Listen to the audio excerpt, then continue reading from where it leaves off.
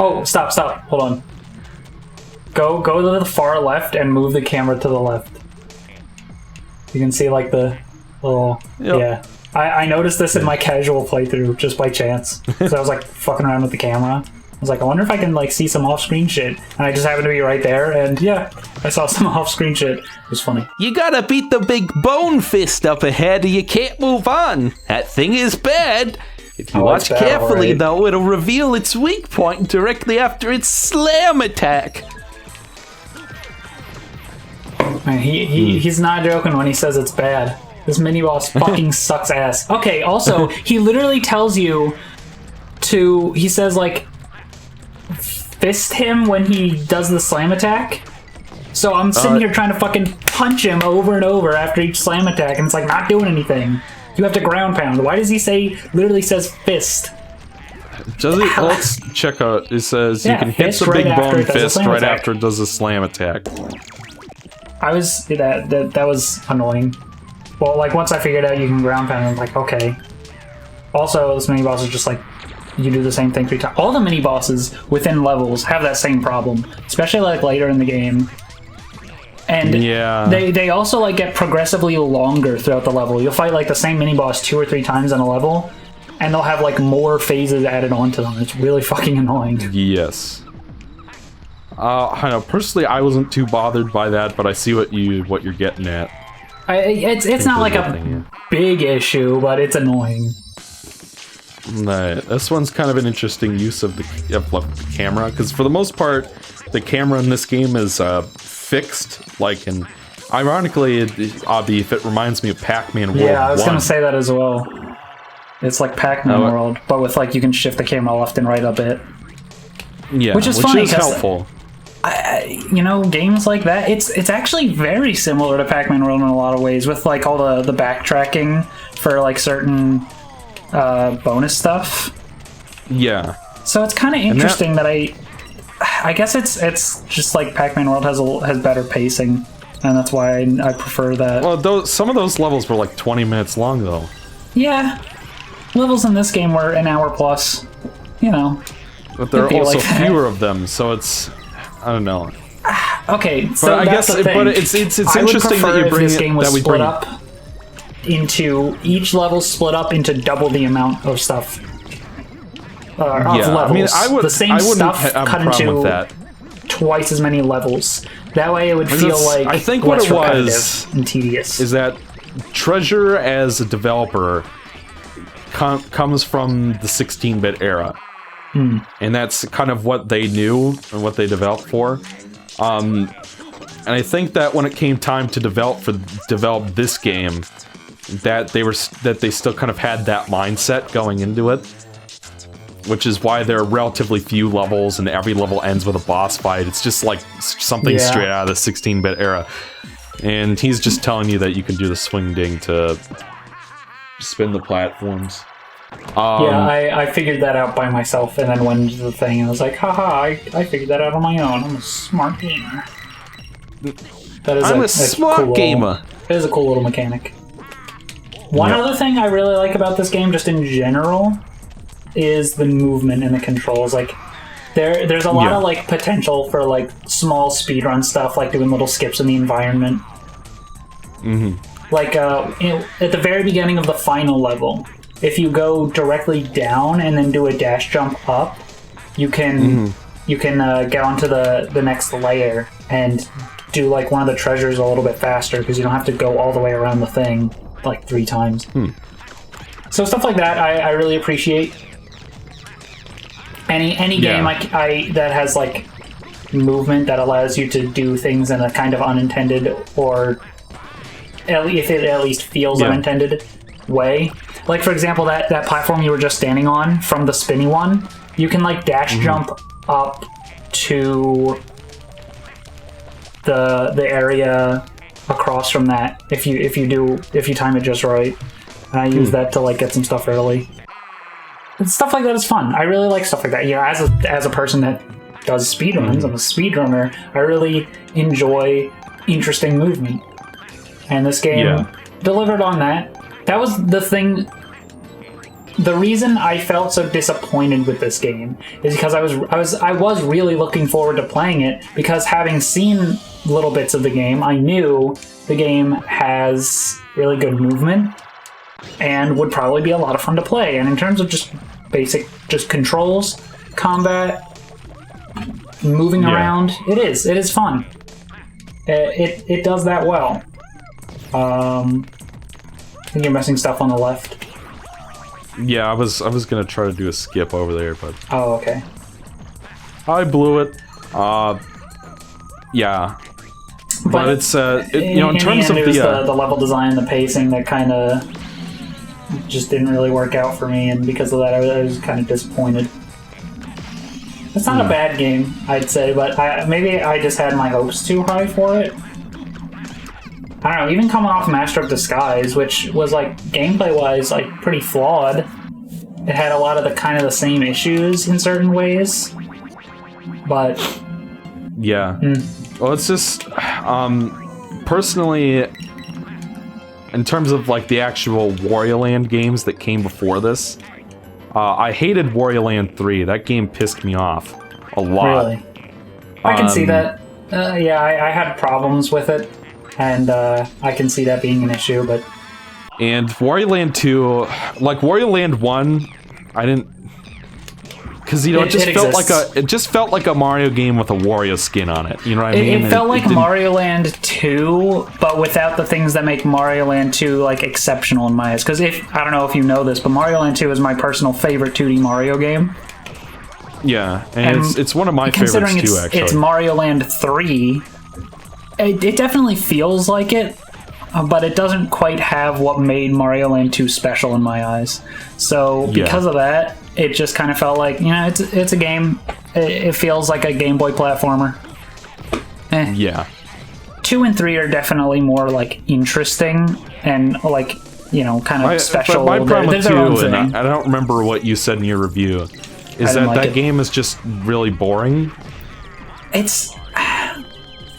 Oh, well, I'm not going to say I didn't like it. I found all of them at the very least, like, me. I'd still say I'd put this above 1, 2, and 3, personally. Just because... Okay. I don't know. It has more to like in it. Whereas, like, I don't know. 1, like I said, it's just kind of there. 2 had just... I don't really remember exactly what the problems I had with it were, but I do remember kind of not wanting you have to to play understand, I actually 100%ed Wario Land 2. Really? I only played to the credits. I played all the different endings and saw the true final level and all of that jazz. And it's just like, after that, you never want to play the game again, because that fucking treasure minigame is just so fucking dull and repetitive. It is like... I hated that.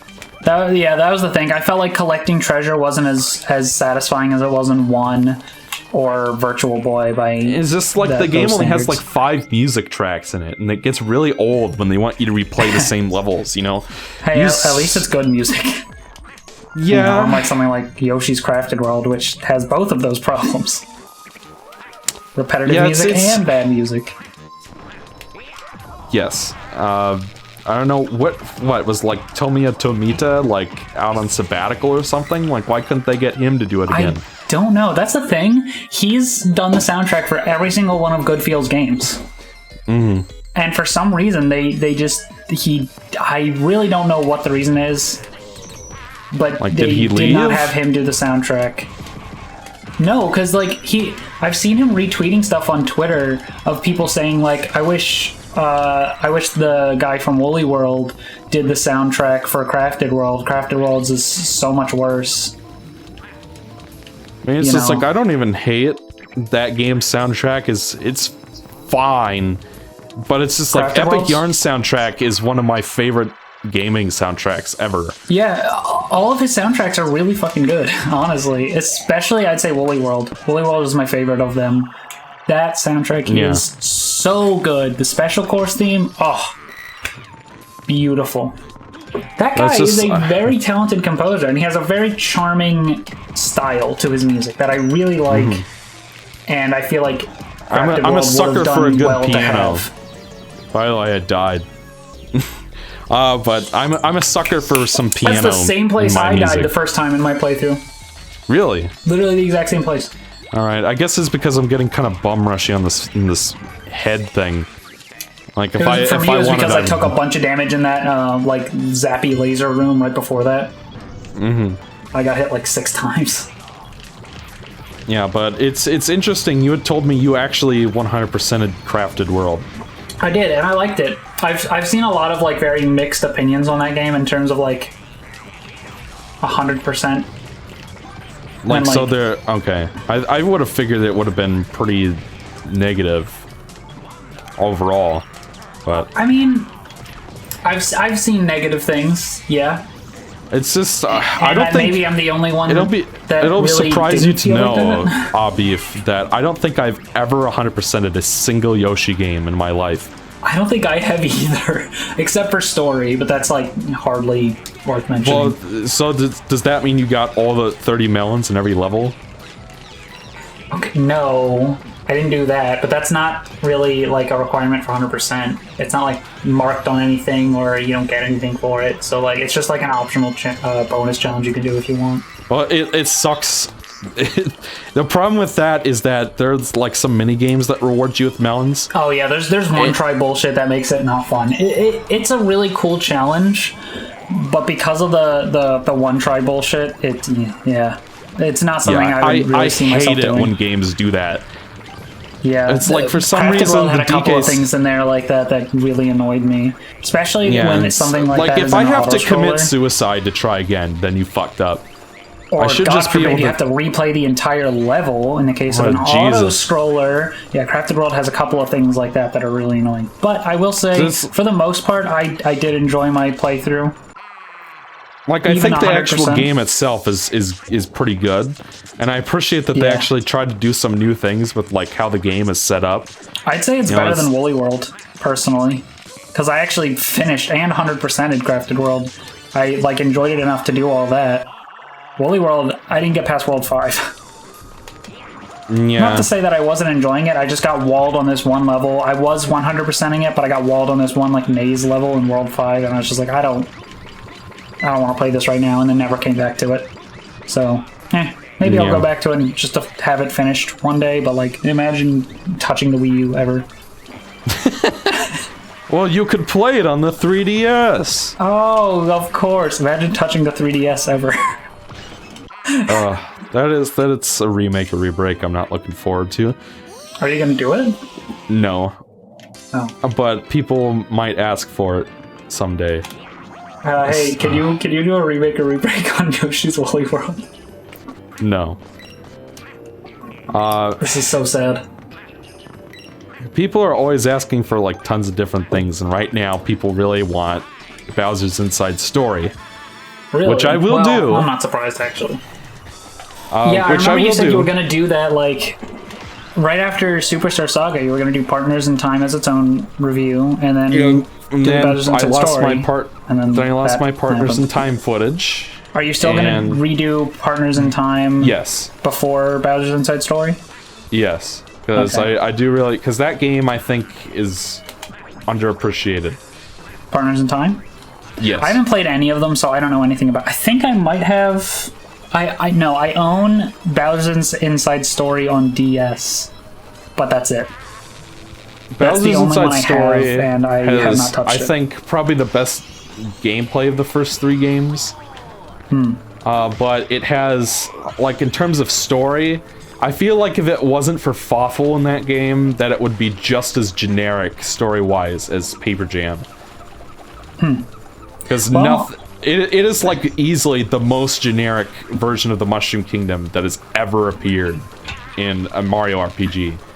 I mean, Like it's You like know. it's comparable to Paper Jam's version of the Mushroom Kingdom, where it's literally just New Super Mario Brothers locations, and Oh, there's God. like barely any plot. Like and it's just and you can Brawl Doll whatever.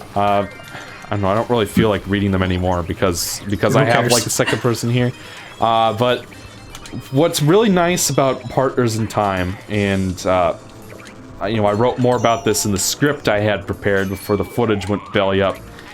I mean, you can still use the same script, can't you? Yeah, I probably will. I might edit it a little bit if my opinions change, but I actually think that game... Because what was really great about Superstar Saga's story and why it worked so well, in my opinion, was that it had a new setting. And that, Mario and Luigi were in an unfamiliar place, so that the fact that it was a very Alice in Wonderland kind of story, where it's just like, oh, now they come across this weird, crazy thing, and, the story just keeps moving, worked really well with being, like, in a strange, unfamiliar kingdom that they'd never been to before. And that works really well in Partners in Time as well, because even though it's set in the Mushroom Kingdom, it's set in a version of the Mushroom Kingdom that has been taken over by hostile aliens. So it's really interesting to see, like, holy shit, like, there's a subplot in Partners in Time about how all of the Toads have been kidnapped so that the aliens can suck their life force out of them to power their ships. Oh my god. And there's, like, even a part where, like, a character, like, she ends up living in the end, which is stupid, but there's, like, a part where you watch her shrivel up and die. They didn't kill off the character in this Mario game? Come on, Nintendo. Well, it's like, it would have been better if they did.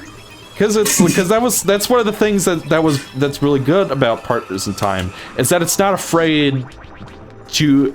Because, like, everybody always talks about how Super Paper Mario is dark or whatever, because the Samurai Kingdom gets blown up or destroyed. And it's creepy, like, especially walking through that white blank void of nothingness, and then fighting, what was it? Not Brobot, or whatever evil Luigi was. I haven't played any of the Mario RPGs at all. I played, like, a little bit of Paper Mario, and that's it. I, like, don't really know a whole lot about them, so...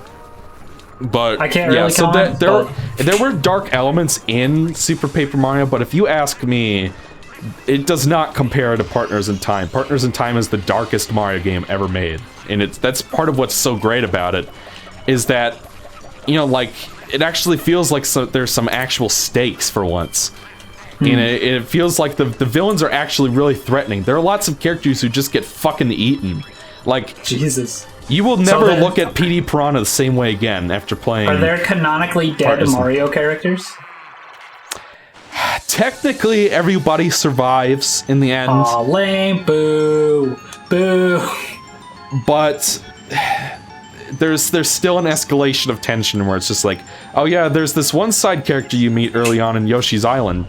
Oh, Yoshi's Island, speaking of which, in Partners in Time, it's just, like, you come there and it turns out that the Shubs, those are the aliens, have created a giant genetically modified Yoshi called the Yube, and it looks really fucking creepy, and the first thing it does when you reach Yoshi's Island is just raid a village of helpless Yoshis and eat them alive. Jesus. Like, it turns out that there's like a factory inside of the Yube's belly, and that they captured the Yoshis to basically mutate them into more Yubes. So they technically are still alive, but it's just like they're still gonna do some really fucked up things to them. And then it's just... so I'll put it this way. Rad, if you're watching this, as the Mario lore expert, it is your job now to find me a canonically dead Mario character. I want it on my desk by the Friday after this comes Admiral out. Bobbery's wife is dead. She doesn't die on screen. She was dead before the game started, but technically she's canonically dead. Well, the character has to at least appear in a game before just saying, like, oh, this character exists and is dead, That doesn't count. Has Tatango the Spaceman come back after 2? The fuck is that? Oh. The final boss from Mario Land 1? Yeah, he was in Mario Land 2. Yeah, but did he appear again after 2? I don't know, but okay, he like, bosses are kind of like a gray area, because, like, you defeat them, nothing ever says they live, but nothing ever specifically says they die either, so... Yeah, I suppose. Okay, can you explain what that is to me? Because I never understood what that is my whole playthrough. Like, after you beat a level and it just, like, has... Depending on how many enemies you kill, you get a money bonus. Okay, so you kill That's like what that is. some like 100-something enemies in that level? Yeah. God, it really doesn't feel like it's that many. But I guess the levels are so long. Yeah, makes sense. I mean, it's not like the game I really figured it was explains that, how it but I works. wasn't sure. Yeah.